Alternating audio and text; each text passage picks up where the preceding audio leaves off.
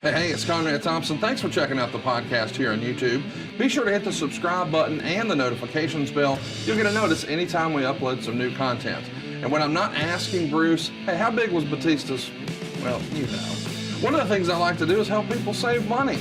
And if you're watching this video right now and you're in a 30-year loan, man, you're overpaying your single biggest bill, and you may not even realize it.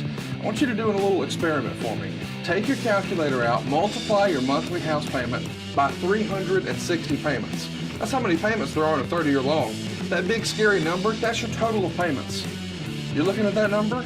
You know you can do better. Keep more of your own money right now and go to savewithconrad.com. Or maybe you've got credit card debt. Man, it's not a matter of if I can save you money with that. Your average interest rate on a credit card is more than 20%. And by the way, all the interest you pay on those credit cards, it's not tax deductible. Whereas the mortgage interest, well, that is tax deductible. So if you owe this debt, it's up to you how to pay it back. Doesn't it make sense to get the cheapest rate possible and the greatest tax deduction possible? Find out how much money you can save right now for free at savewithconrad.com. You don't need perfect credit. Even scores in the 500s can be approved, and it's no cost out of pocket. But maybe best of all, we're licensed in more than 40 states. We can help more families than ever before. But how much can we save you? Find out right now for free with a quick quote from savewithconrad.com.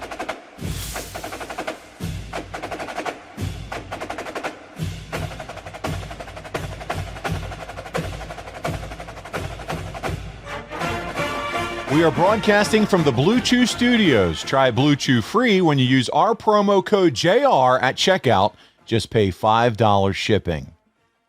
Hello and welcome to Grilling JR. This is Paul Bromwell, and I'm joined by the voice of wrestling, Mr. Jim Ross. JR, how are you this week?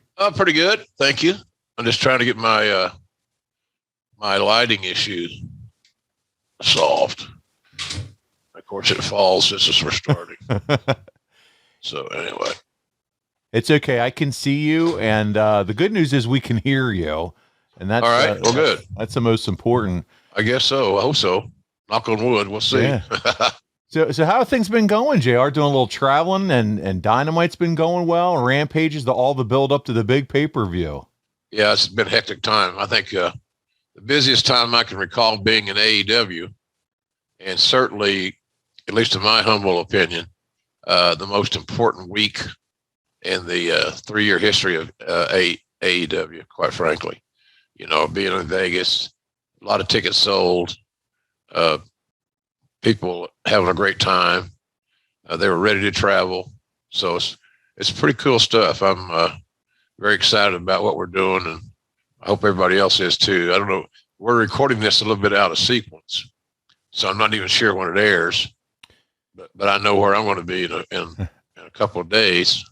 I'm going to be in Vegas for 4 days, I think it is, and then in LA for 2 days, and then coming back. I'm going to come back then to Oklahoma. It cuts the flying time in half. Then from Oklahoma the following week, I'll go to Kansas City, which is a nice short flight. So, but things are good, you know, just staying ahead of the travel curve, and it is what it is to travel. But we're having fun, and I can tell you that the cards are awesome, and it's going to be really hard to quote unquote steal the show at any of our events in Vegas or LA, because it's a special opportunity for everybody to really shine, and I hope they take that opportunity and make that happen. Yeah, no, it's this one JR will drop the Thursday before the big pay-per-view, and I was looking at the card last night. Man, we're finally getting that dream match, the Hardys against the Young Bucks. That's a fun one. Yeah. And then Punk in the main event with Hangman. So definitely a lot to look forward to. AEW has a lot going on, and you're going to be there involved in all of it on the call. Right. For the pay-per-view. So that's going to be fun. The Owen Hart finals, looking forward to that one. That's a big tournament. There's a lot of great matchups. Yeah. And there are matchups involving people that take great pride in their work. They're not going to go out there and say, okay, I need to do something so spectacular that it's jaw-dropping. I don't think that most of the guys don't have that mentality. I think a lot of them say, we're going to have a great match. We want to have the best match on the show. So, and whomever is the one that can unlock that puzzle, put all the pieces back together, good on you. So I'm looking forward to it. I just think it's going to be great. The atmosphere is super. The fans I don't know. There's not even any tickets left. Yeah. So it's going to be a big weekend. But listen, let's talk about what we're here today to discuss, and that is one of your fellow AEW team members, none other than fellow Hall of Famer Jake the Snake Roberts. Born Aurelian Smith Jr., May 30th, 1955, JR. So he's about to celebrate his 67th birthday in just a few short days. When do you first remember hearing about or meeting Jake? Was it when you were both starting under Leroy McGurk as refs, or was it prior to that? Yeah, I think he was a referee. Yeah, he was. I think he was a referee when I first, came across him. The son of Grizzly Smith. Grizzly Smith was like a road agent, producer, coach, whatever term you want to utilize. So I think that's the first time I came across Jake, and I'm sure at that time he probably was in his late teens, early 20s, I'm guessing. How well did you know his father? Speaking of Grizzly, during this time period, how did you meet? Well, I him? worked with him pretty much, on a weekly basis.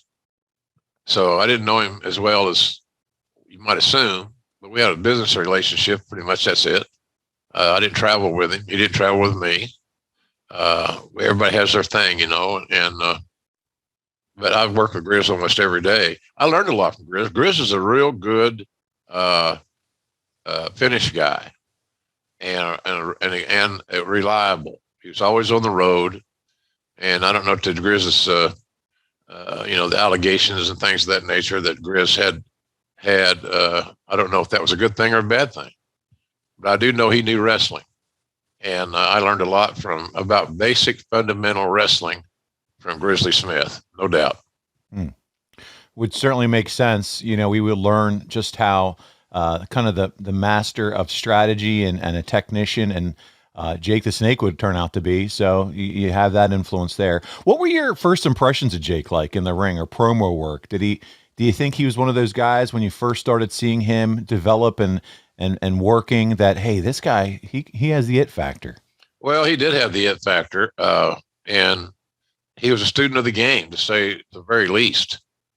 He was really a savant, in my estimation. And Jake had he thought like a heel. Now, he was an effective babyface. There's no doubt about that. But by and large, I think in a natural sense, Jake was a natural born heel. And that his promos, talking low and making you listen, things of that nature, just common sense stuff that nobody else was doing.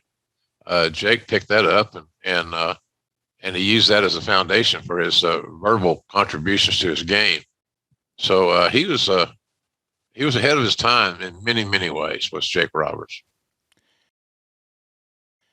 And guys, I want to pause right here and tell you how you can have that it factor, and that's with Blue Chew.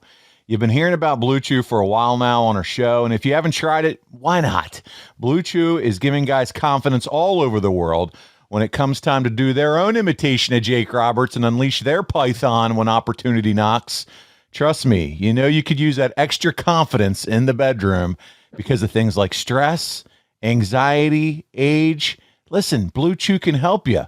It's an online prescription service. There are no doctor's office visits, no weird conversations. You don't have to wait in line at the pharmacy. It ships to your door in a discreet package, and they make the process so simple. You sign up at BlueChew.com, you consult with one of their medical providers, and once you're approved, boom, that's it. You get the prescription within days, guys. The best part, it's all online.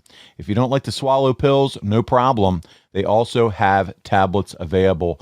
JR, I'm sure you've heard of performance anxiety. It's just not in the ring, people. It happens all the time in the bedroom for guys all across the country. Yeah, it's just the way it's our mental makeup. We're always looking for the edge, the advantage. And you mentioned confidence. I was very confident last night. I am a very happy Blue Chew user. And you can be too. And we've got probably the damnedest offer right now ongoing that you could ever imagine. So if you haven't tried it and you're curious, this is your deal. There you go, JR. The chewables from BlueChew.com can make sure you're able to perform at your best every time, every Friday night. You get the opportunity to have fun. And JR mentioned it. We do have a special deal for our listeners. Try Blue Chew free when you use our promo code JR at checkout. You just pay $5 shipping. That's it. BlueChew.com, promo code JR to receive your first month free. Go to BlueChew.com for more details and safety info. So, JR, Jake spent most of the late 70s working in Canada for Al Tomko's Vancouver All-Star Wrestling, and then he would move over to Stampede for Stu Hart, where he really revitalized his career there. Did you happen to get a chance to see any of Jake's work up there or hear about that? I only heard about it. I didn't see it. Different day and time as far as sharing audio and video and things of that nature. So, no, I didn't see his work. But from what everybody told me, he was ahead of the curve. He was, for a guy with this experience level, he didn't wrestle like he was inexperienced. So he got it real early on. But because of the nature of the television beast, I didn't see much of his work from his Canadian stays. But he worked a lot. And that's what guys were looking forward to when they go there, working for Al Tomko or for Stu Hart, was ring time. And you may not make a ton of money. And then again, you may do all right. But you're going to get plenty of reps, and that was crucial for the advancement of any talent. How much ring time can you acquire? Big deal. It's a real big deal. Well, Jim, he would continue to get those reps, and in an area where you were for you to see, and that was when he came back to Mid-South in the early 80s. This is where I think he takes the next level or the next step in his progression. Is this where the DDT is invented down here in Mid-South in the early 80s for Jake? I'm not sure. It might have been. Yeah. It might have been there or in Atlanta, I'm guessing. It's just, I'm not being evasive. I just don't know the correct answer to put it in historical terms or a timeline, because Jake seems like he's been doing the DDT forever. I don't remember him not doing it, quite frankly. It's such a dominant finishing move. And stressing the point, it was a finishing move. It wasn't a transition spot. It wasn't a false finish spot. When you got caught with the DDT, you lost. And, to me, I think that's some smart wrestling. And Jake, he protected that finish. And he did it the right way. Man, you're absolutely right. Even, I was first exposed to him as a kid in WWE or WWF at the time. And that was when he slapped that person's body right into under his arm. You knew it was over. You knew we were going to see the snake. Now, to your point, JR, it's a transition move, unfortunately, in wrestling. And I know wrestling evolves, but man, the build up, it was there. And that was the finisher. And it was all Jake Roberts, the DDT. He did. You mentioned it earlier that he really honed his craft, worked in a lot of areas. He would have some runs in Mid-Atlantic. He worked in Georgia. He worked in World Class. He was in Florida. And this is all in between his Mid-South runs. You got to think it was a good idea for him to get all this exposure in the different territories around this time, just to really kind of perfect his craft. Yeah, he's a sponge. And the more content and material you can provide a sponge, the better off they are in the long haul. So, and Jake had a lot of really good teachers, good influences, even though he probably was ahead of the game mentally, than probably 90% of the guys I'm referring to. He just was just a natural. And I think him working with a lot of top talents, top promoters, productive territories, served him well. Like you said, he's going to be 67 soon, and he's still contributing. Anybody that's got a chance to sign Jake to a personal appearance or a seminar or a Q&A or things like that, you should not hesitate. He's just brilliant, and he can provide those that are listening information that they can't get anywhere else. He's at the end of a long breed of talents from that era. And so anytime I think that if you're a wrestling promoter or aficionado and you want to share the knowledge of some of these veterans, that's a hell of a place to start with Jake Snake Roberts. Well, JR, your career is interwoven with Jake the Snake's career. And I have a clip here we're going to play. And man, this is a lot of fun. This is your glory days. This is back in Mid-South. It's January. It's 1986. And he had some big feuds with Ron Garvin and Dick Slater, but this is a memorable moment. And he's going to put Dark Journey here in the DDT.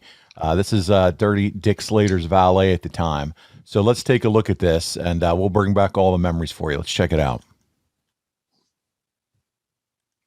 Now let's do it my way and not your way. We'll just extend the DDT. We won't use the DDT. It's not use the DDT, I mean.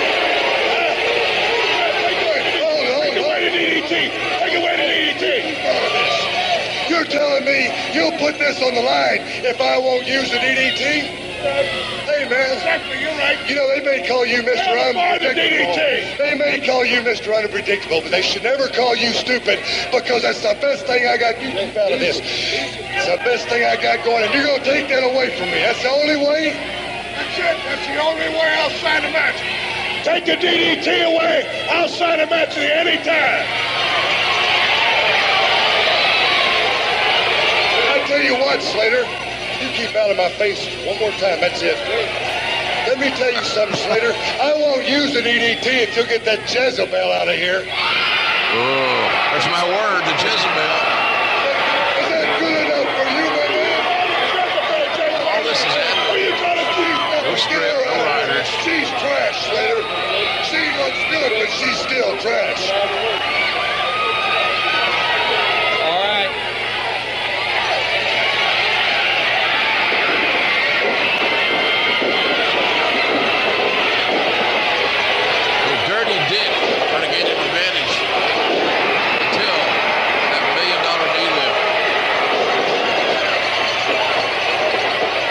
Sure what Dark Journey was spraying in the eyes of Jake Roberts in this. It looks like Dark Journey has sprayed something in the face of Jake the Snake Roberts. It's pandemonium. Jake has it. That's there's the DDT. Fans went crazy with the crowd. Goodness! Jake the Snake has just DDT'd Dark Journey. As I mentioned, that was Joel Watts on color. So Joel and I did that. That was a hot show, no doubt. Wow, that was awesome. And here's the other thing about Jake. He knew when to do it and how to do it. And the timing was just there. It's like saying, well, could he have done that DDT on Dark Journey a little earlier and it'd be just as effective? Probably not. He didn't stay too long. He got his business done and it was effective. And you saw the great marketing example, research, so shall we say, because the crowd was on their feet. They're jumping up and down. Insane. They're going crazy. So yeah. it set up a real good match, a good series with Slater, who Dickie was crazy. But boy, he was a hell of a worker when he was motivated. He's so much akin to Terry Funk was Dick Slater that it was kind of frightening at times.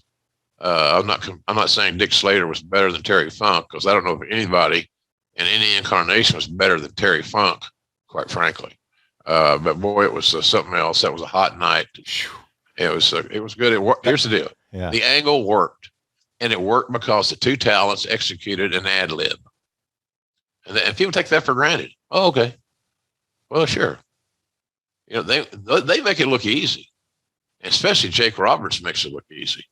But it wasn't easy, and they're floating by the seat of their pants, and I got all the respect in the world for guys like Jake Roberts, and still do. Like I said, I think he's an asset that somebody could utilize for seminars or whatever, because he understands the basic fundamentals of pro wrestling, and unfortunately, that's not the case with everybody.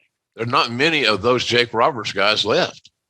So anybody that's not taking advantage of that is making a mistake, in my opinion.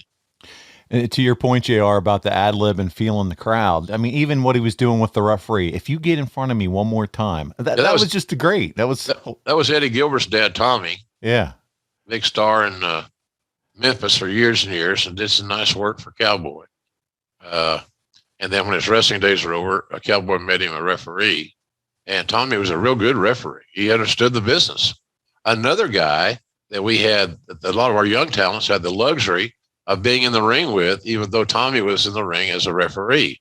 We can't, even though WWE still doesn't acknowledge the names of the referees. Yeah. So I don't understand that, quite frankly. Officials. They're all officials. I'm not going to go into some tirade about I know.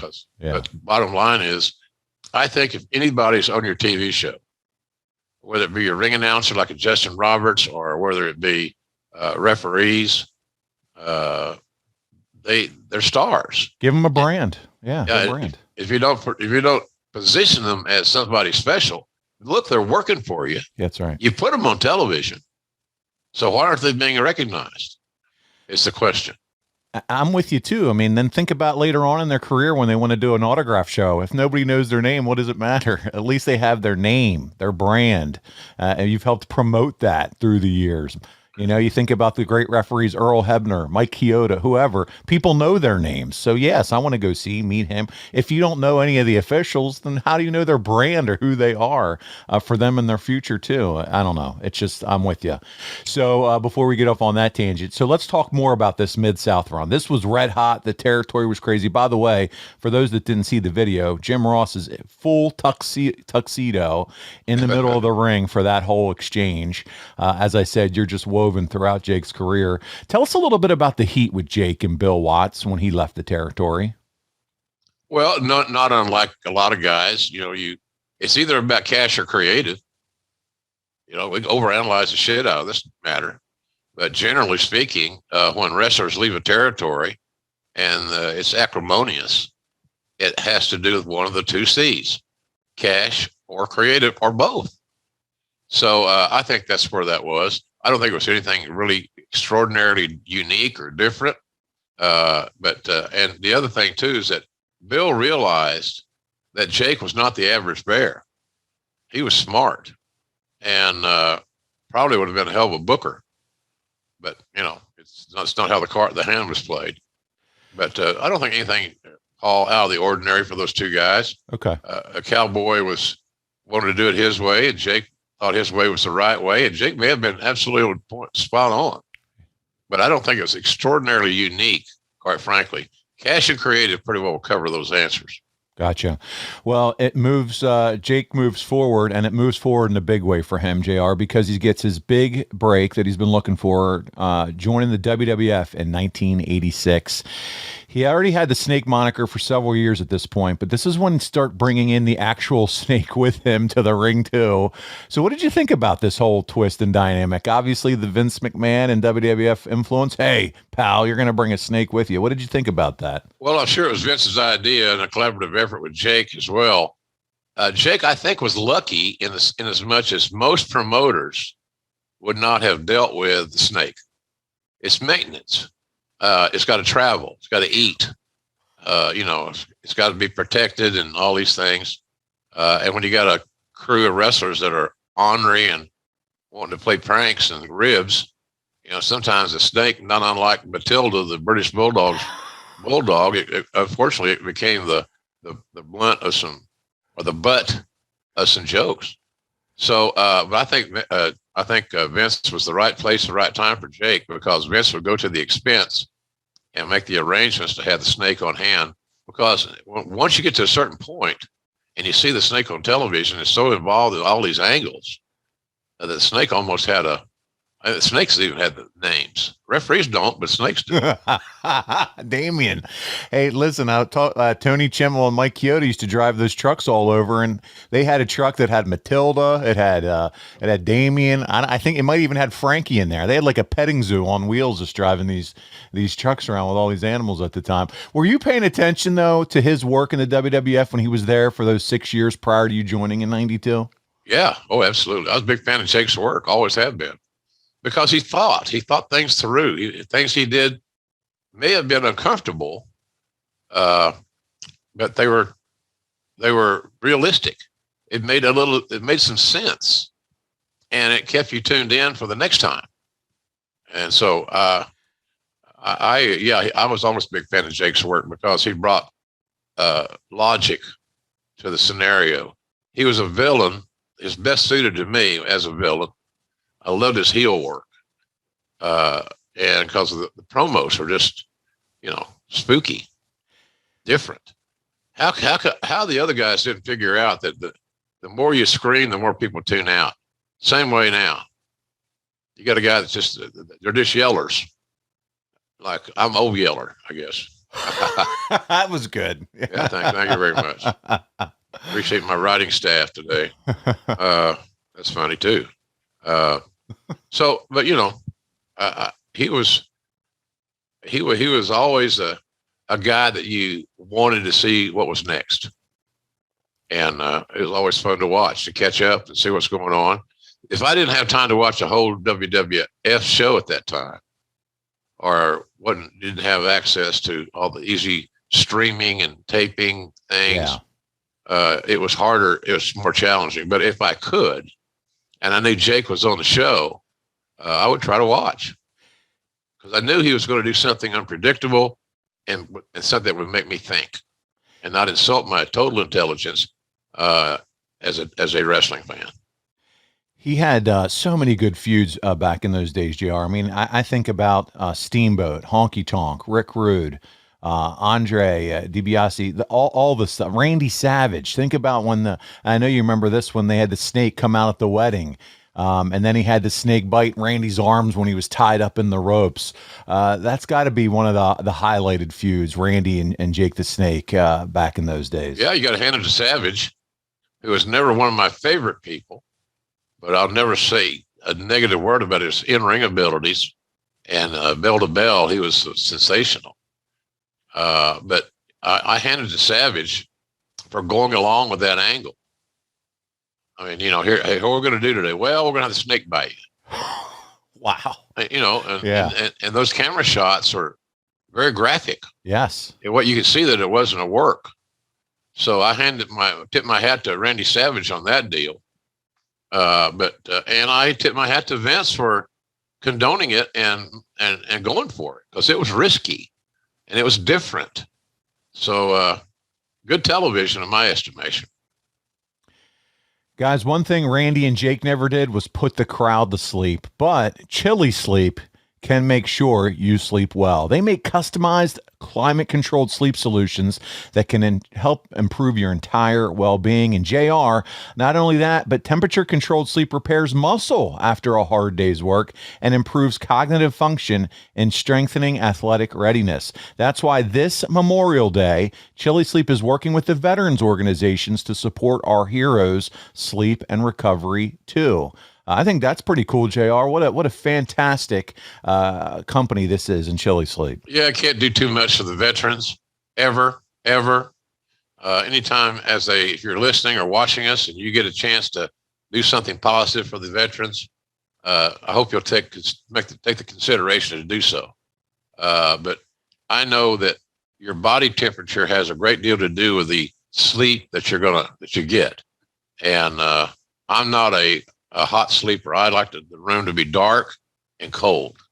And this takes care of all those concerns, shall we say. And here's the thing I can say about our sponsors. Not only do we appreciate them and they have our gratitude, but we don't use sponsors that don't work. That's right. If they don't work, then they're not on the team. So that's what you got. So if you're sleep conscious and you want something to kind of just get you over the hump and make you more comfortable so you can find that REM sleep. I found out after I was diagnosed with sleep apnea that I had dreamed in color in maybe a decade, and I didn't even realize it. And then when I got my CPAP machine and I started getting a REM sleep, that changed. So I'm a big believer in good sleep. I think it sounds so boring and so mundane, but it's so accurate. A good night's sleep is where everything starts. And, the other cool thing is they've actually make a few different sleep systems to choose from. They have the Uller and Cube sleep system, so you can find the right one for you. They're hydro-powered. They're temperature-controlled. Yes, you can set the temperature on them. And they're toppers that fit over your existing mattress to provide you that ideal sleep temperature.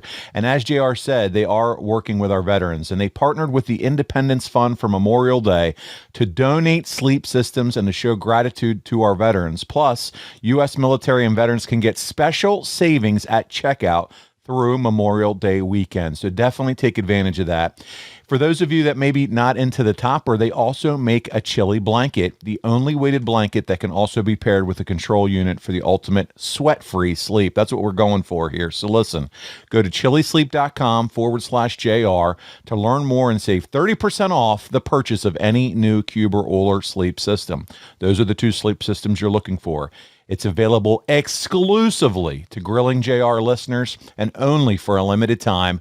That's Chili, CHILI, sleep.com/JR to take advantage of our exclusive discount and wake up refreshed every day. Now, JR, there's always been talk of Jake getting involved with Hulk. And when they did a segment together one time, the crowd went crazy for Jake as a babyface. When he was supposed to be a heel, the crowd didn't want to accept it. They were going nuts for him. How big do you think Jake and Hogan could have been together in the WWF? I think it would have been huge, Jake versus Hogan. And to be even take another step, I would have suggested that Jake beat Hogan and become the champion, because Jake had the ability to make anybody's match good. He could work with baby faces or heels because his strong individual personality. But it was a little bit surprising that Hawk was booed so aggressively. And so, it just tells you what the audience is thinking. It's fun because, JR, I went back to our crack staff, especially our guy that really sources and has a lot of access to videos that we can never find. And I said, hey, do you have this clip? I would love to play this for our audience. He said, as a collector, this is one of the hardest clips to find, and I cannot find it. So if you have it out there, we'd love to hear from you. Hit us up. But, man, this was a rare find. Tape traders are looking for that clip everywhere. So there you go on that one. But Jake was also, I want to touch on this. We talked about it already, a master of psychology. His promos, his quiet delivery, you already touched on it, JR, his in-ring work as a heel and babyface. It just felt like, JR, he got the business better than most. Oh, he did. There's no doubt about that. That's not an assumption, or I think he may have gotten the business better than most. He definitely got the business better than most.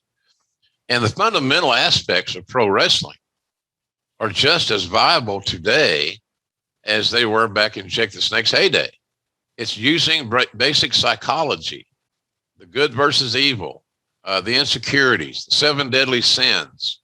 All those things are things that Jake drew upon, because the average Joe, the average wrestling fan, certainly could identify with jealousy or fear or hate, things of that nature. They may not sound, great, but if you're a wrestling villain and you have a great sense of verbiage, and you can do that, you're ahead of the curve.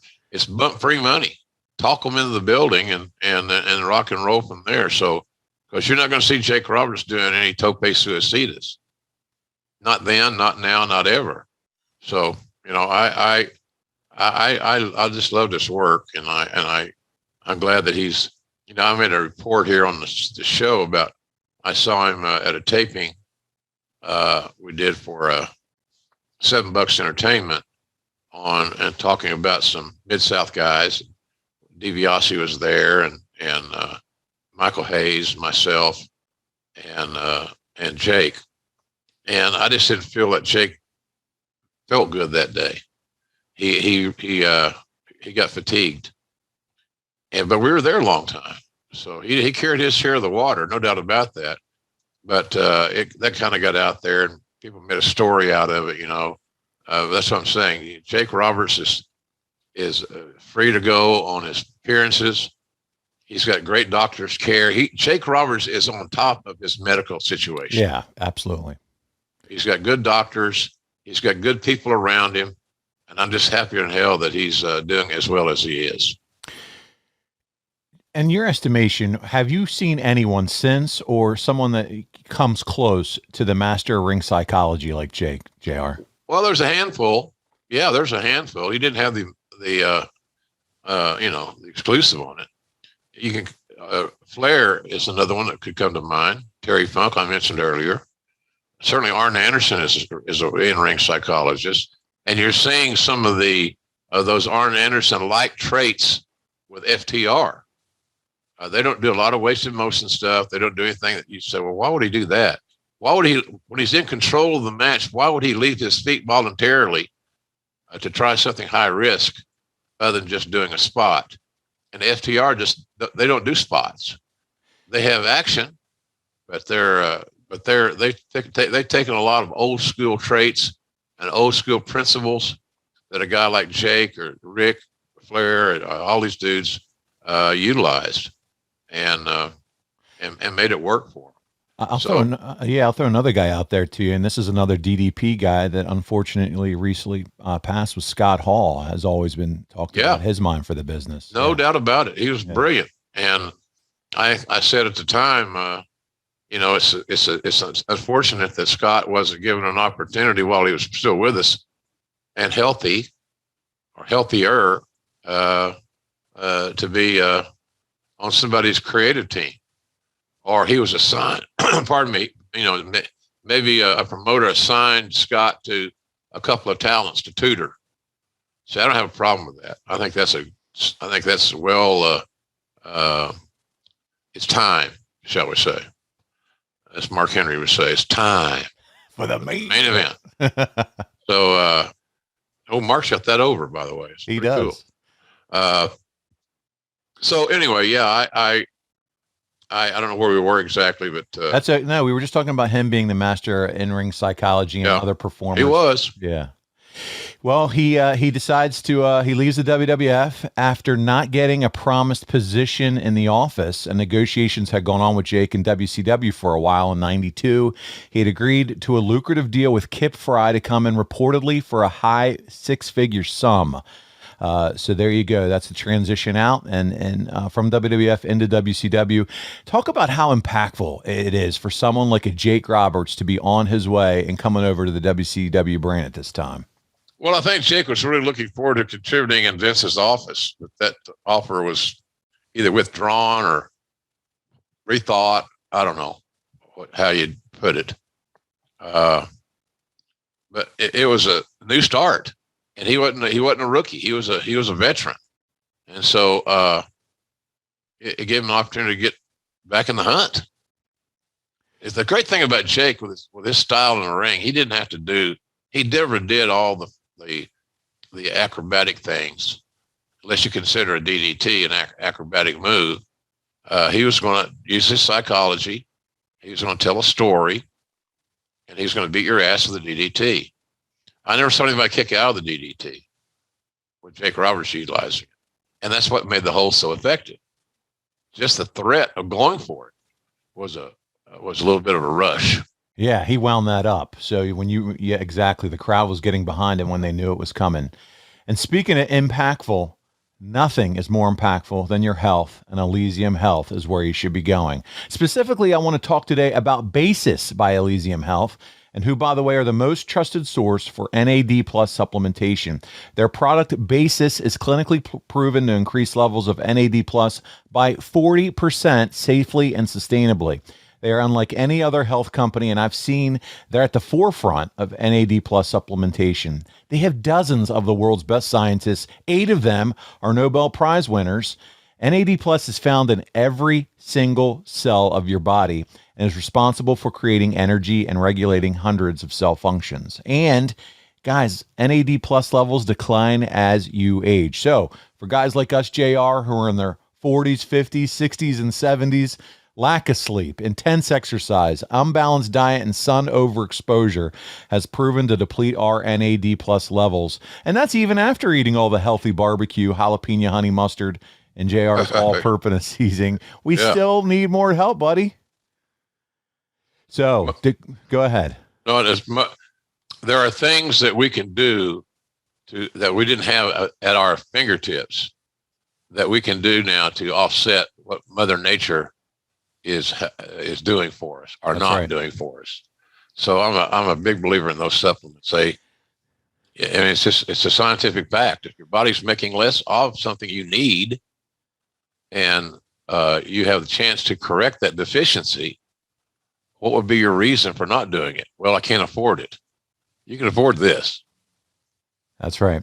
And this body needs to keep functioning, my friend. We have women to keep happy, events to go to like Top Guy Weekend. You have fans to meet and greet. So we need the edge, and Basis will do it for you. So go to trybasis.com/JR and enter code JR at checkout and save 10% off of Basis prepaid plans, as well as other Elysium Health supplements. That's trybasis.com/JR, those two magic letters, and use code JR at checkout to save 10%. And thank you, Elysium Health, for sponsoring our episode today. Hey, folks, it's time to take your podcast game to the next level. And you certainly want to get your almighty push. My God, we have to have a push, right? We'll get that over to adfreeshows.com. Now, I'm telling you, if you're a fan of Grilling JR, adfreeshows.com has the entire episode library, and it's got no ads. 0 ads, zilch, none. Ad-free and on video starting at just $9. Did you hear what I said? $9. You spend more than that at Starbucks, for God's sakes. 2 mornings. But that's not all, folks. We've got tons of bonus content, including my after-hours roundtable, where drinking was involved with Eric and Tony. You simply will not find a better value in all of wrestling. Hey, look, don't make me go red ass, because by God, you know I will. Hurry over to adfreeshows.com right now and sign up. And I thank you.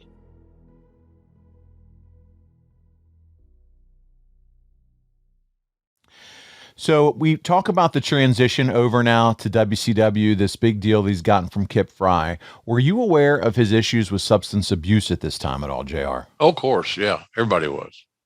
It wasn't a secret. You just didn't know where he was on that journey. Was he getting better?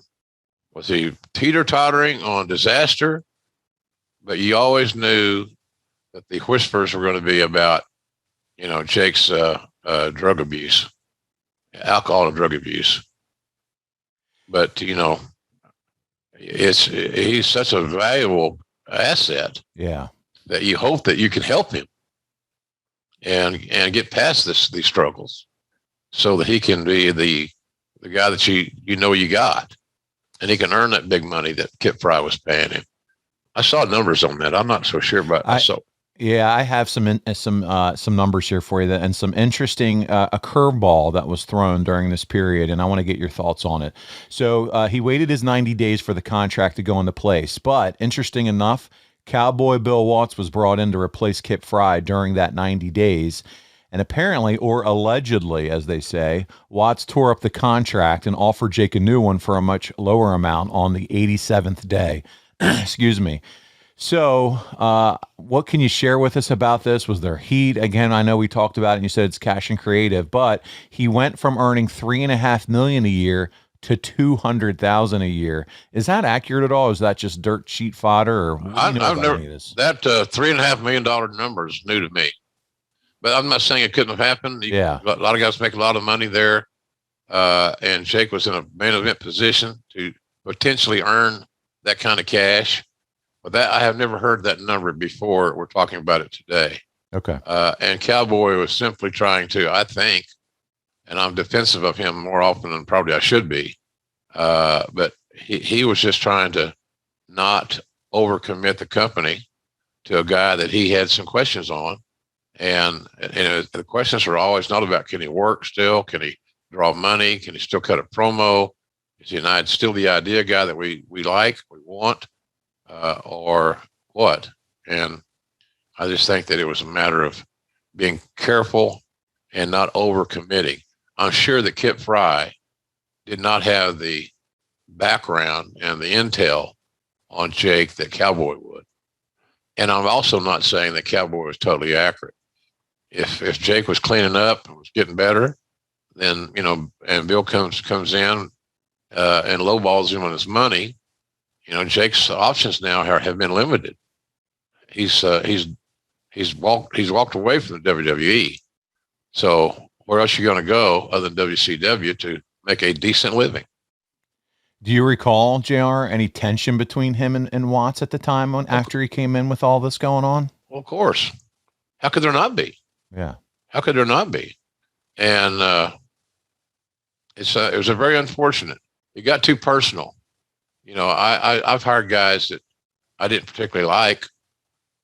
I didn't have Christmas dinner with them. I didn't exchange cards. But if I thought they were going to help the company I was being employed by, then so be it. You get them on the team. You get guys on the team to create a unit that can win games. And certainly with Jake in a positive frame of mind, he could win games for you still. Speaking of an interesting dynamic, Grizzly Smith, his dad, is in WCW at the time. What did you see there between Jake and his father? Was there not much? Okay.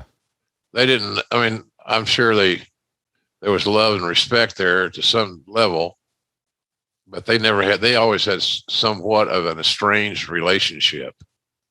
And so they didn't, even though they were working the same company, I can't tell you that they were seen side by side every day. Lovey-dovey or anything. Yeah. No, that wasn't their style. Yeah. What was it? Do you have any memories of working with Grizzly at this time in WCW during this time period? Well, I wasn't in that area very much. Okay.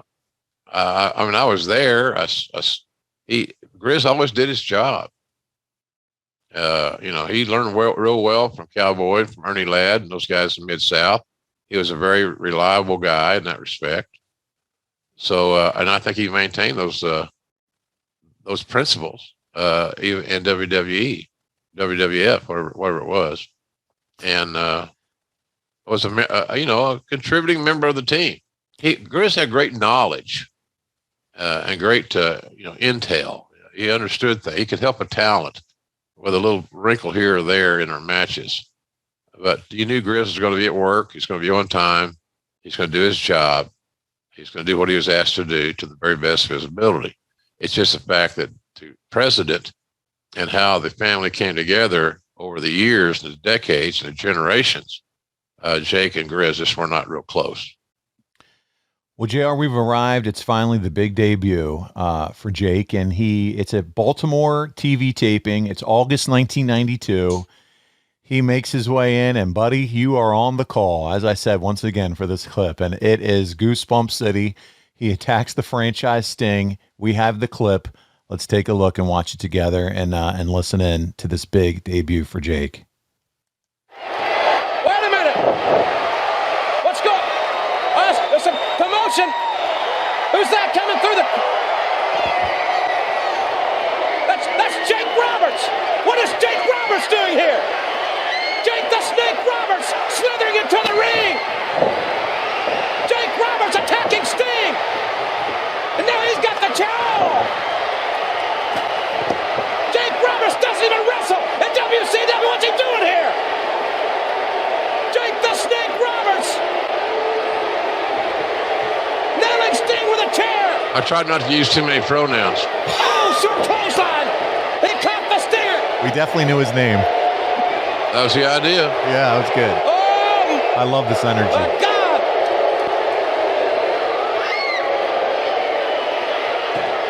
Roberts with that steel chair! Jake the Snake! The master of the DDT! He dropped him on his face! And handed that steel chair with a DDT! Jake the Snake Roberts coming out of nowhere! He's manhandled the referees! Slapping Sting in the face! The DDT around the chair! The Stinger's got to be out of it right here! Not another one! Not another one! And oh! Another DDT! Right on the chair! Oh man! My God, I don't even... He's got that glove, that snake handler's glove. And that, what's going on here? no. Oh, no.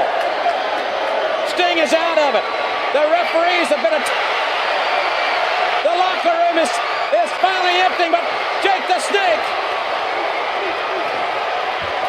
Oh, the Steiners and Ron Simmons there. There's Barry Windham. Sting is hurt badly at the hands of Jake the Snake Roberts. He's got some huge reptile there. JR, I'm just going to tell you something.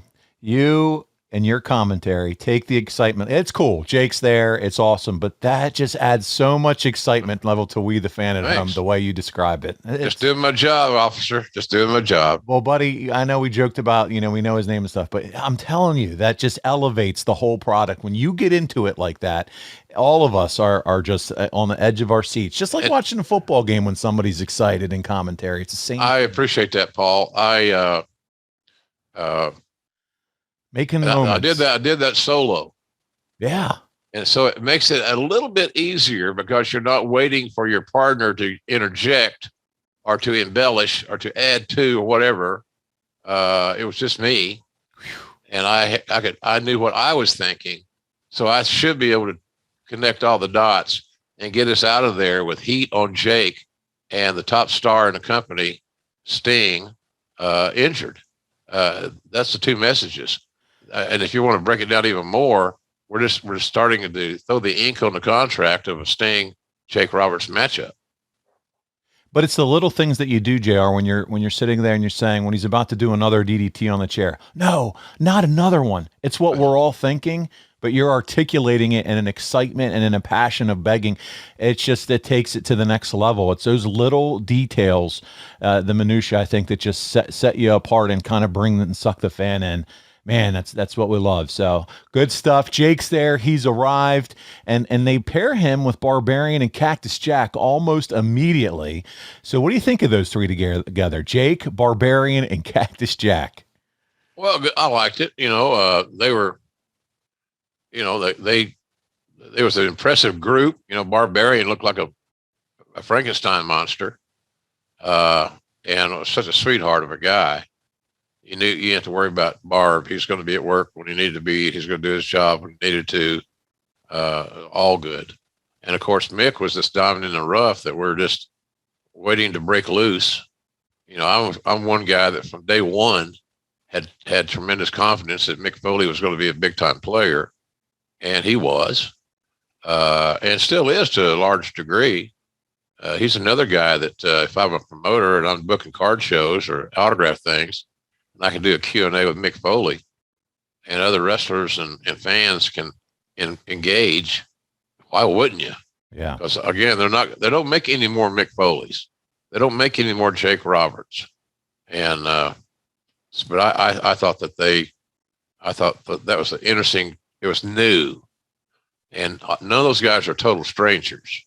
So the 3-man group was new, but make no mistake, the goal was to get Jake over and to get Jake a little entourage, a shelter. A faction. There we go. Yeah. His in-ring debut for the company takes place at Clash of the Champions 20. So if you guys want to go back and watch that, his debut is on Clash 20. He's teamed with old enemy Rick Rude, Super Invader, who by the way was Hercules, and Big Van Vader in a 4-on-4 elimination match against Sting, Nikita Koloff, and the Steiners. A big time matchup here. And we got some notes here from the Observer. He said Rude and Roberts and Vader and Super Invader beat Sting, the Steiners, and Koloff in an elimination tag match, which took 15 minutes, 15 seconds. Rick and Vader worked hot spots together and were the highlight of the match and the card. First fall saw Koloff pinned in 7:26 when Roberts pinned him after he collided with Rude. Sting pinned Vader in 36 seconds with a face buster in the second fall. Third fall was back to the Vader-Rick Steiner show with them trading hot power moves. And then Rick tried to stand up with Vader on his shoulders, but 395 of dead weight staring at the bottom of him, and that was a bad idea. At least he didn't tear out his lower back, because that much weight, that shaky, is dangerous. Scott was DQ'd in 332. And then we kind of go through all the DQs and all the movements there. But the crowd was chanting DDT, DDT, and Roberts finally dragged Rude to the corner, tagged in, and got the pin with the DDT. Best match on the card. He gave it 3.25 stars. This is a good showing for Jake. It looked like he could still go here. And what did you think? Do you think he was still looking good for his first time back in the ring here? I thought it was good booking. I thought the match is laid out. It sounds a little herky-jerky when you're reading it off. Yeah. But the idea was to, highlight Jake. That's it. Yeah. And we did. That was the point of it. He's now he wins the big match, and he's well on his way now to becoming kind of a top player. Talk about JR, what your memories or recall of him backstage. We've talked about him making his presence felt. He's come out, he's made his debut, we're sold, he's in the ring. What's it like working with Jake backstage at this point?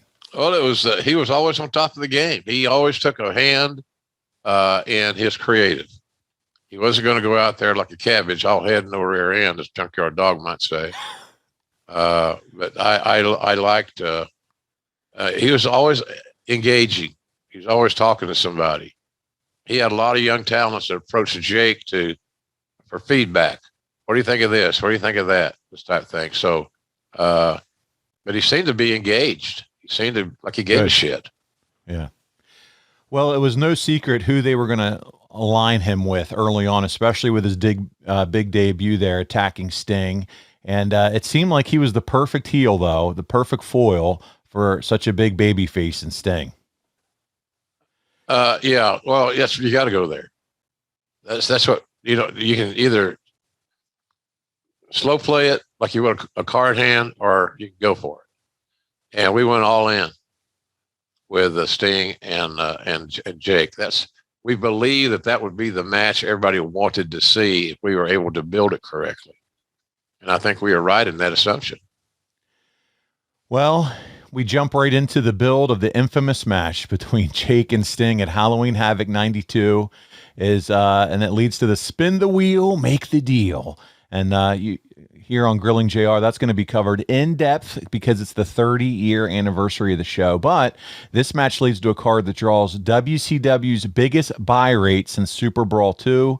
And Jake and Sting had to have a lot to do with that, did they not? Of course. Yeah, they probably, I don't want to say everything to do with it because they weren't out there. They had support staff around them, a cast around them that helped enhance their storytelling. But yeah, that's pretty interesting gimmick. I can't remember how we came up with that spin the wheel, make the deal. It was a kind of a collective effort. I may have come up with the name. Okay. But the sensibilities of how you work the match and what's going to be on there were pretty obvious.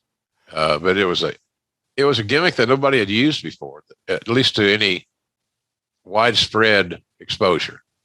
So it was, I said here a million times, wrestling fans like new, and spin the wheel, make the deal was a new stipulation that had a lot of options. So it was, I thought it was well booked. I thought it was a new match, a new marriage, new rivalry. And again, wrestling fans like new. They're willing to try it, and you just hope that you can capture, the genie in a bottle or whatever the hell that lightning is. In a bottle. Yeah. Lightning. Genie, lightning, Mary, Sally. We like genies. Yeah. Oh yeah. Barbara Eden was one of my favorites growing up. I'm with you. Yeah. So Sting gets the win in that big match, but believe it or not, JR, just weeks later, Jake is out of WCW. So just when, you think you get the ball rolling and things are heating up between, he and Sting, he's gone. And I don't know if it's the relationship with him and Watts or his demons haunting him or a combination of everything.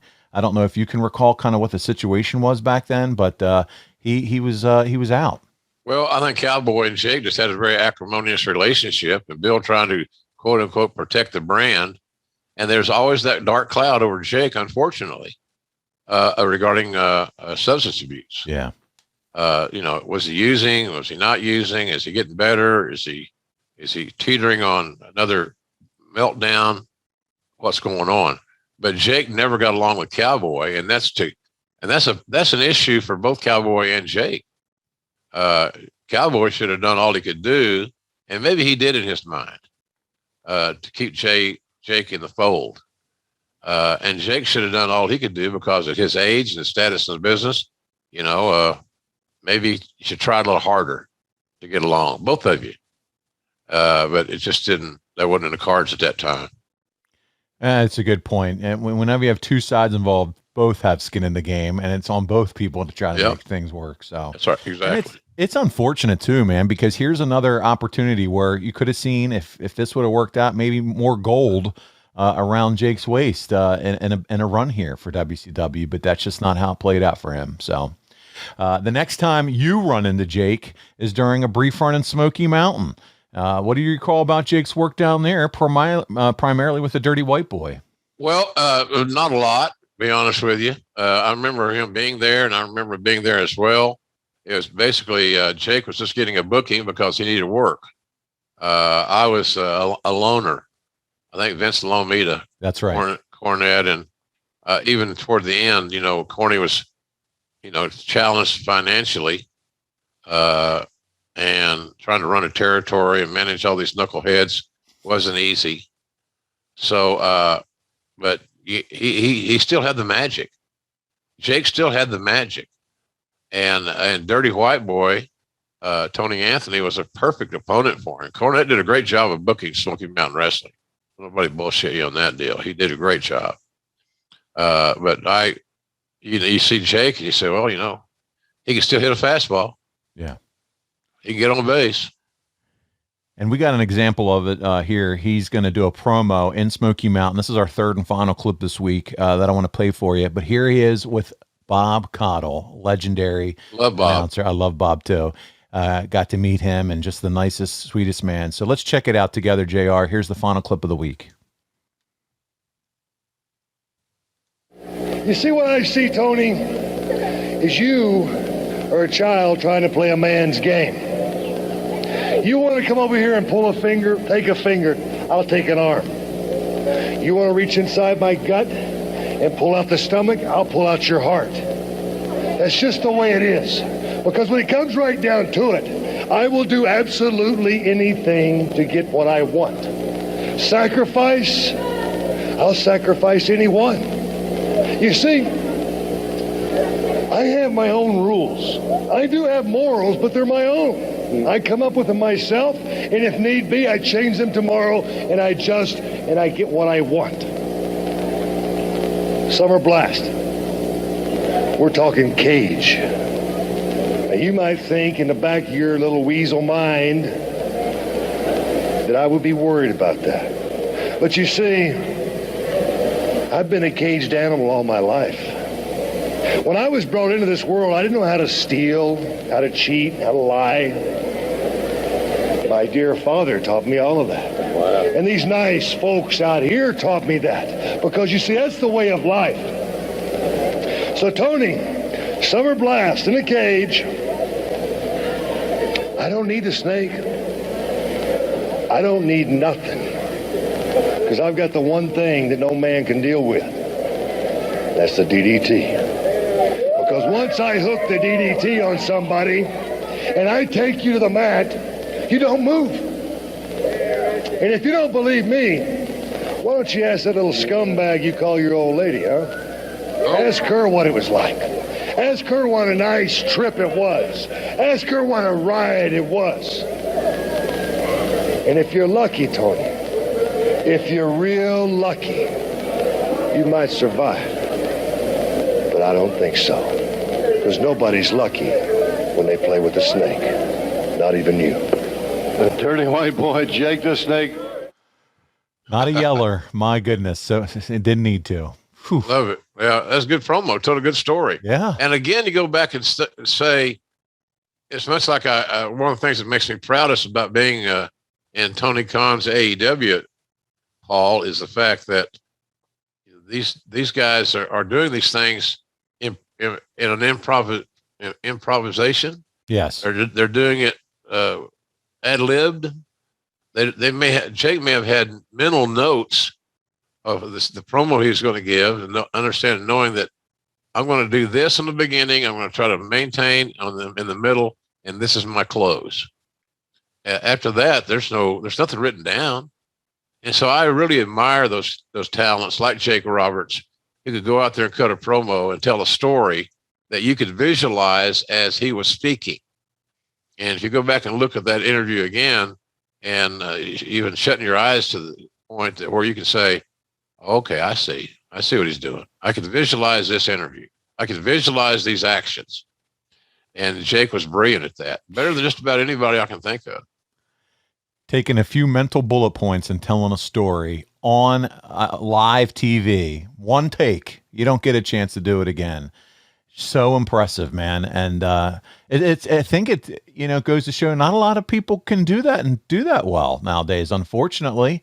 And now you've gone to the scripted where you just make it so challenging. I can't imagine trying to memorize a script and then go out and deliver it live. And it's illogical. It's illogical, Paul. Come on. You show up for work, you fly in, you get there the night before, the morning of, you got a million things in your mind, and now you got to memorize a script that may not be approved until later in the day, which cuts down your time to memorize and interpret copy. So it's really, I just think it's a system that's built for failure. Yeah.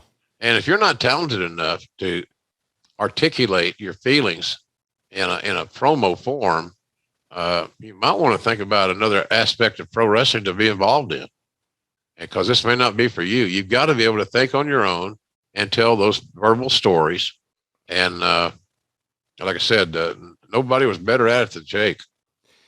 And oh, by the way, once you memorize it, then you got to deliver it like you wrote it yourself and make it believable. That's so hard. Yeah, it's really hard. It's there's so much involved. So we talked about Jake here. Whose idea was it, or who made the decision, JR, do you remember, to bring him back to the WWF in 96? He didn't wrestle at all in 95, but he would return to the Royal Rumble here in January. Well, star power. He still had name identity. People, there was a desire to see him. He had, more importantly, the DDT. And he brought that with him, even though it's the Royal Rumble and you're limited about going over the top rope, both feet touching the floor. He still had the DDT. So I just think it was an special added attraction to get people talking. Yeah. Any conversation at the time, knowing he was still struggling with the drug and alcohol issues, about potentially bringing him back at this point? No, not really. I didn't have him. I wasn't in that role yet. I was helping J.J. Dillon, but that wasn't my cross to bear. So this wasn't under my purview. But yeah, there's always going to be, anytime, even today, if you got somebody that's had a history of drug and alcohol abuse, it never leaves them. They still got to address those issues. And they say, well, what do I do? Well, you stay clean and sober. There you go. There's your answer. What else you need to know? What are you having for lunch? Hey, big shout out to Dustin Rhodes, by the way, talking about staying clean and sober. He just celebrated a huge anniversary. Yep. I think it was 14 or 15 years I just saw on social media. So kudos to him, man. It's not an easy road to hoe. No. And so that's awesome. And you live with it daily. You live with it daily, not only in your inner sanctum and your mind, all those things. You live with it daily. And Dustin's done an amazing job. He's got a hell of a school down there in Texas. He's a valuable asset as a coach for AEW. And I know that he works a lot with the ladies. Yes. And they love him. He's just terrific. So, and he's improved their execution and their skill sets, no doubt. So yeah, I'm with you. Congratulations to Dustin. I've known him since day one, and he just got in the wrong lane one day and had a hell of a time getting out of it, but he did. Yep. And now he's a success story. Yeah. 14 years is what it was. So it can be done, and kudos to him. Speaking of dealing with issues, there is a major issue you need to be sure you handle ASAP, and that's making sure you have life insurance. Yes, it's time to tell you again about something I'm super passionate about, and that's protecting your family. This is a life insurance ad for Goliathlife.com, but to me, it's really about peace of mind. Think about insurance for a second. We all get medical and auto insurance, and yet we never even know if we're going to have a need for it. But let me let you in on a little secret. You're going to need life insurance. We're all going to die. Unfortunately, that's What? the reality of life. Nobody JR. told me that. Yeah. And as you let that reality sink in, think about what would happen if your family stopped having your income tomorrow. If you don't have a plan for that, you need to visit Goliathlife.com. And I mean right now. I've had 2 friends in their 40s in the last year and a half, and I don't even want to think about what their families would be going through had they not had life insurance. So if you don't have it, get it. Protect your family. And I suggest the way to do that is to go to Goliathlife.com, because they've made the process of getting affordable life insurance super easy. That's the key piece here. Goliathlife.com streamlines the life insurance process by allowing you to get quotes from more than 20 carriers within minutes, and you'll pick your terms and payments to fit your budget. You pick your price, you start the online application immediately, and even schedule the medical exam to come to you. How convenient is that? I've done it. They sent someone to my office. I skipped the phone calls, the paperwork, and the crazy invasive conversations. Goliathlife.com makes buying life insurance simple. I love that word. I love simple. No hidden fees, no upsells, no hassle. Hell, not even a phone call. Goliathlife.com is life insurance in your hands on your time. Get multiple quick quotes right now from the comfort of your own home and begin your application in a few easy clicks right now at Goliathlife.com. So, JR, they do some interviews with Jake on TV to openly talk about his substance abuse issues. This is when they brought into the storyline a whole feud with Jerry Lawler. So how hard was it? Was it hard to convince Jake to, hey, let's go there with all the real life issues to present for the world to see? Do you remember any of that? Well, Jake was smart enough to know that this is what Vince wanted to do. This is a creative idea that Vince wanted to pursue. Being the veteran and understanding the business as he did, Jake knew that now was not the time to try to exercise any leverage about not talking about this very public problem. So he was smart enough to go right along with it. And, and quite frankly, you would hope that it helps some people. It gave an insight on what it's like to be an addict. And it was a tough interviews to do. I don't remember a lot about them, other than it was a very sensitive subject. And basically, what you do in a situation like that, at least in my role, you set the table and you turn it over to the interviewee, and that's what we did. And so, because he had plenty to say, I didn't need to give him any words. I didn't need to give him any ideas of what to talk about. We wanted it real and guttural, and it's going to be a little coarse, but I think when we did it, I think everybody was on board. And again, the theory was that it should help people that want to be helped. So it was an easy interview to do for me, because all I had to do is kind of wind up Jake and turn him loose, because he had a lot to get off his chest. He sure did. To your point, too, there's also a level of accountability that happens now when you expose your kind of secrets to the world.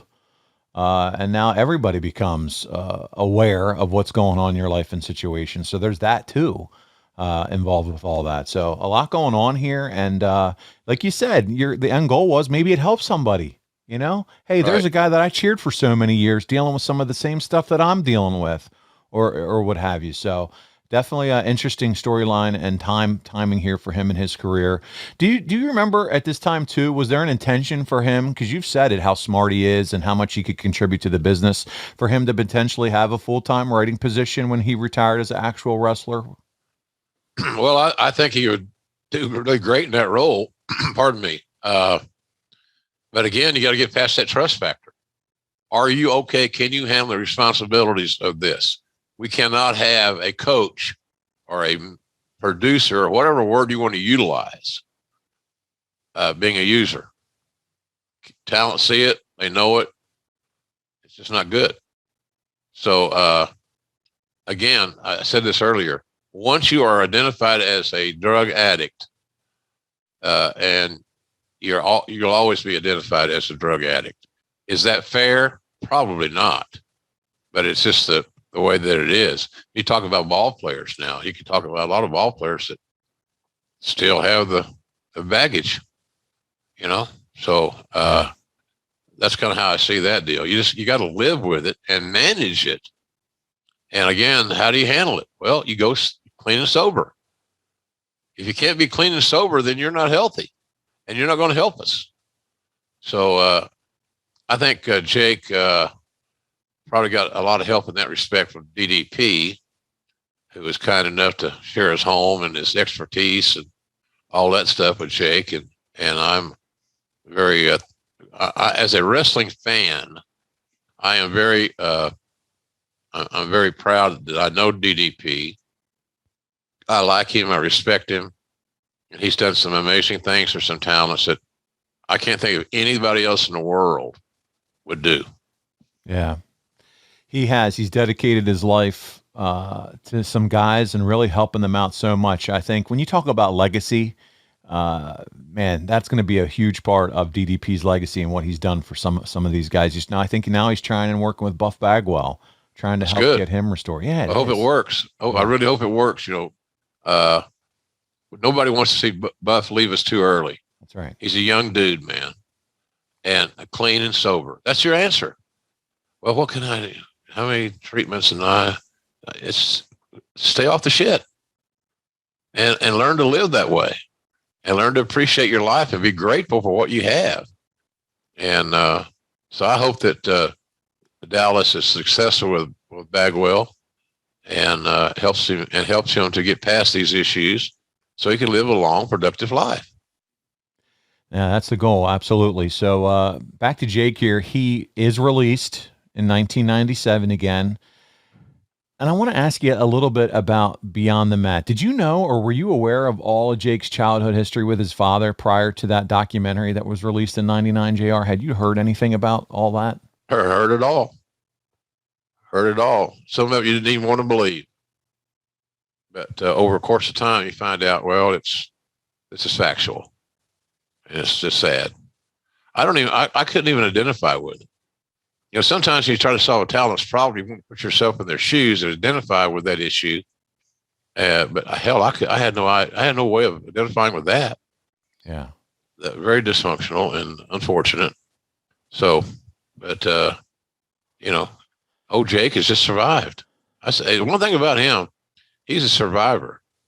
And I'm proud of him for that.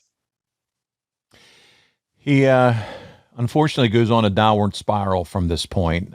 We've heard about the incident at the Heroes of Wrestling pay-per-view in October of 99. Do you remember at all having any kind of conversation with him at all? It's not during the time when the WWF would send people to rehab, but I'm sure people were keeping tabs on him, you know, during this time period. Well, he was high on the list of those who are not going to make it. He was seemingly, and it sounds morbid, don't mean for it to sound totally morbid, but it's just truth. You know, he was probably one of those guys in a short conversation. It was, who's going to be the next to go? And that's not a good scenario to dwell on, quite frankly. So, again, it's a powerful, powerful enemy. And with the help of a lot of his friends and himself, more importantly, Jake wants to be healthy. He wants to be better. And when he's that way, he's brilliant. It's totally brilliant, even today. As we walk through his story here, he spent the first half of the early 2000s living in England until you, JR, interviewed him for a WWE DVD release that was based on him in 2005. And he's still at a very low period of his life. What do you remember that experience, spending that time with him? Do you recall anything from that? Yeah, I thought it was sad. It was disturbing and sad. Wasn't my ideal topic for a long form interview, but it's something Vince wanted to do. And again, the company, WWE, thought, well, maybe we could help others that are in a similar plight. And I think that's the best way to put it. You know, we just wanted to help people and let Jake express himself. Because he had a carte blanche. We didn't give him a script. We didn't say, here are your questions. I didn't have a list of things to ask. It was just a real free flowing interview. And I'm glad I did it, I think, but it was sure sad when I look back on it, what we had to address. Absolutely. Well, the good news is things start to change over the next several years. In 2007, he does enter the WWE's voluntary 14-week rehab program that they had just recently started. Kudos to them. Everybody wants to take shots at WWE here and there, but here they are starting to do things for talents. This rehab program for, hey, even if you were on the roster years ago, we're going to start sending you to rehab and paying for it. I mean, I think there's something to be said for that, JR. Absolutely. Absolutely. And it's expensive. WWE's spending big money on this deal. It wasn't like it's a token. Oh, they got the money. Well, okay. It's their money. It's not your money. That's right. And it's a lot of money. But it was very admirable. And I'm glad that they started that program. And to your point earlier, he reconnects with DDP in 2012 after getting back on the drugs and alcohol and putting on a lot of weight. But thank goodness for DDP, who essentially saved Jake's life. Again, I know we already just had talked about it earlier, but again, DDP's legacy here is going to be what he had done and worked with. Because I think, honestly, we know we lost Scott Hall. But if it hadn't been for the DDP intervention, who knows what could have happened even there. Just a great dude, a great guy, and a great friend to so many of these guys that have been struggling. Yeah, no doubt. Doing good things for good people. And I admire Dallas for that. He should be acknowledged endlessly for helping others. Because a lot, like I said, in the wrestling business, known for insecurities and all these things, Dallas just stepped away from all that, and he wanted to do something. He wanted to help. And he was a big fan of Jake's over the years. Dallas didn't start wrestling until his mid-30s. So he had a lot of time to understand the work, the psychology utilized by Jake. So, we can't give Dallas Page enough credit for kind of helping get everybody back pointed in the right direction. It wasn't a guarantee, but at least everybody was traveling the right road, I thought. Let's talk about a really cool and had to be a highlight for you, JR. You're sitting front row for his Hall of Fame speech in 2014 in New Orleans. How great was it seeing had his life had changed, and now all of a sudden he gets to enjoy this moment, man. It's cool. Yeah. I didn't think it would ever happen. And I was pleasantly surprised that it did. And again, he delivered verbally. It was a hellacious acceptance speech, and I'm glad I'm just glad that day happened. I was very proud to be sitting there watching the transformation of Jake the Snake Roberts and have him share his life, which I don't know that a lot of people could even survive his life. He's lucky to be alive. You're so right. And a lot of miserable times that he had to deal with. So I've always respected Jake for maintaining his sanity and surviving. Jake Roberts is a survivor. That should be the title of the episode, Jake Roberts, the Survivor. When he comes into play for AEW, can you expound what he brings to the table to the younger talent, man? This is a big-time move for AEW, bringing him in. Smart move by Tony Khan to bring Jake in. We have such a young roster that you can't get too many mentors, coaches, whatever you want to say. Tony did a good job with that. I thought that I liked the pairing of Lance Archer and Jake. But I think Lance Archer is one of the more underutilized guys in the wrestling business. Agreed. He's great. Big, rugged son of a gun, nice man, reliable. Can't get too many Lance Archers on your roster. I can promise you that. So, but I thought that was a smart hire by Tony. Came out of the blue to me. I'm not involved in hiring or firing talent in AEW, nor do I want to be. If I had the opportunity, I wouldn't want it. I've done that. I've been there. That's right. It's not that I don't care. Right, but you've already done that. You've experienced. JR's too old. He didn't care anymore. He's too old. No, I've been there. I've done that. Yeah. And you can't have too many cooks in the kitchen. And so I'm happy that Tony made that hire. It was good for all of us. Well, have you had much chance to spend any time? I know you're typically in and out on flights and things like that and doing your thing, but have you had any time to spend with Jake or had any conversations with him since you two have been together in AEW? Oh, a little bit. Yeah. So, he dresses, we generally dress in the same locker room. I see him at catering. That's where all the old guys go to catch up on the dirt. But yeah, I see him and we laugh about some of our stories. We laugh about some of the people we work with that were crazy and all that stuff. So it's always a good experience with him. Good. He's not I've never seen him in AEW in an altered state. He's got some breathing issues, but they're being addressed. But no, I always enjoy when I see him in the locker room when he's there, when he's not doing, getting medical situations addressed. It's always a good day.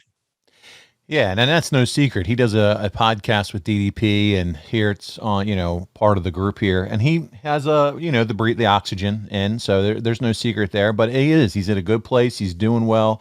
It's so good to see him involved, and it's cool that you two get to work together again after all these years. As we started with a Mid-South clip with Dark Journey in the middle of the ring, fast forward all these years later, and here you two are at the same wrestling company doing your thing, man. It's just so cool to see. It's funny the roads we travel, quite frankly. I really enjoyed that clip earlier with Dark Journey. She was man enough or woman enough to take the DDT, and I can assure you that she was not trained to undergo or to take a DDT safely. And that credit is all to Jake. He took care of her. He didn't hurt her. That was a hell of a clip. And it just shows also too, Dark Journey's value in Mid-South and how that kind of got her career started as well. She was always a great team player, still is. I keep in contact with Linda pretty regularly. She's just a unique and interesting person. I just think it's fun to see the roads traveled in wrestling. To see, you two, here you guys are together. You were in your cummerbund and tuxedo, holding the mic. He was right beside you. Now here you are all these years later, 40 years later, still working for the same company. Hard to believe. What a great world. Well, happy birthday, 67th birthday, Jake Roberts, from us here at Grilling JR. We hope that you enjoy it and are so glad to see you still moving, kicking, doing your thing in AEW. We do have some fan questions, JR, that I want to get to, so we'll go through those. First one comes to us from TJL66. He says, JR, if Jake was able to stay clean and sober in 96 and 97, do you think he could have stuck around on the creative team through the Attitude Era? Well, I think we've probably said it often enough in this show today. Any opportunity Jake would get to be involved in creative would probably be a good thing. And with the Attitude Era being edgy and coarse and things of that nature back in the day, TVR, hell yeah, he would have been a great help. But again, the key words that this gentleman mentioned, if he were able to be clean and sober. That's always going to be the mystery. The big if. Francis Reyes is up next. He said, why do you think he was not pushed in the main event picture? We just answered that question. Reliability. We were afraid at times, the people in charge, that maybe he wasn't ready for that role and he still has some demons to deal with. Same. I think a lot of these answers will be similar. Radio McCall says Jake is one of the best all time in terms of in-ring psychology. Any chance back then he could have moved into a producer coach role, or was his addiction too much to be reliable? You've answered that over and over. Love the show and glad both of you have a job at AEW. And we are both glad that you're watching and AEW. It's such, as I said earlier, it's the most important week in my opinion. At least in my tenure, and that's since day one in AEW. I'm a big believer that that we live in a world of specific destinations, and this is a specific destination week for AEW, whether it be Dynamite or Rampage or the pay-per-view on Sunday. it's just a huge week, and I think that we're ready to deliver, and I'm not sure I'll see Jake there. I don't know. I don't know who all gets booked, who doesn't. But if he's here, if he's there, you can bet he'll be one of the guys that the talents will migrate to pick his brain. Yes, I'm sure. Steve Clark Wrestling's up next, JR, and he says, what would your dream Jake the Snake feud be? Maybe Bray Wyatt? ? Well, for today, no. Jake's not wrestling anymore. And I'm not big on fantasy shit. How do I say that? I mean, how do you say that some of those guys that Jake worked with would be supplanted by Bray Wyatt? I can't go there. I think Bray Wyatt's a hell of a talent. And there was a specific point in time in WWE where he had seemingly the world by the balls, the short hairs, as Grandpa would say. And but I don't think I would put Bray Wyatt over so many of the other guys that Jake worked with, even though in their heydays, which is impossible to gather your arms around, that would have been a very intriguing matchup, if nothing else, just for the friggin' promos. Yeah, no, absolutely. The promos would have been unbelievable. Michael McClanahan's up next. He says, in JR's opinion, how impactful was the DDT as a finisher during Jake's initial run? And does JR wish certain moves were more protected in today's professional wrestling? Absolutely. Absolutely. You want to protect them. And that's why the DDT for many, many years has had such impact. It's been protected and taken care of. But yeah, too many established, feasible finishes have become transition spots or high spots. And I'm not a big fan of that whatsoever. It gets you out of a rhythm, all those things, at least for me. When I see a DDT, I want a winner. Yeah. Or, be near the ropes or do something to help give yourself an out. But, and that's all because of Jake Roberts and how he was so staunch in protecting that finish. It was always fun when he did the finger kind of swirl around and you knew it was coming, man. It was lights out. Yep. 2 Count Kyle says, hey, JR, I think Jake has done some outstanding work as Lance Archer's mouthpiece in AEW. Do you see him doing any work with anybody else in AEW? If so, who would you like to see him paired with? Well, Jake's going to be a guy that, as long as his health is good and he feels like traveling, and I can tell you, I have my little health issue that I deal with every week on these flights, and they're no fun. Travel is no fun. And some people may roll their eyes at that, but it isn't. TSA, screaming babies, double booked seats, all kinds of things. It's just hard. Yeah, even when you're not sick, that stuff sucks. So I get it. Yeah. And the delays, postponements, mechanicals, it's just a high pressure scenario. So I don't know, man. I don't know Jake can help anybody, but you got to understand you're booking him as a TV character in a heel manager role or even a babyface manager role.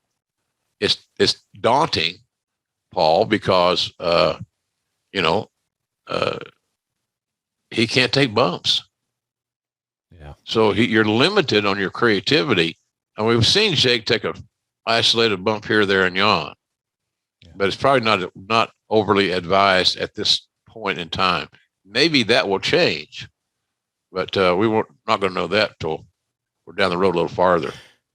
Even so, I still love the way that Tony has figured out a way to use legends like Tully, Arn, Jake. You know what I mean? It just seems like it's still having them show up on TV. They're obviously still respected and remembered. And so I think he's done, a masterful job of incorporating these legends and making sure we don't forget about guys like that. That's because Tony's still a brilliant fan of wrestling. And he respects what those guys did, how they contributed. And he knows the opportunities they're going to have backstage primarily talking to talents and giving them some feedback, or you might try this, or why don't you take that out, put this in, that type of stuff. So all those that brain power is pretty amazing, quite frankly. Yeah, you can't tie a price tag to that invaluable knowledge that those guys are going to get from those legends. Brad Stanton's up next. He said, why are fans so invested in Jake? People always asked about him on your radio show. So for those not familiar, we played JR's old radio show. We have all the tapes and clips going on ad-free shows. You can check them out there. And so a lot of our guys are getting exposed to those. And Brad's point here is people were always calling into your radio show wanting to ask about Jake Roberts. Why are they so invested in him, Jake? Fascinating in the character. Yeah. Fascinated in the character, I should say.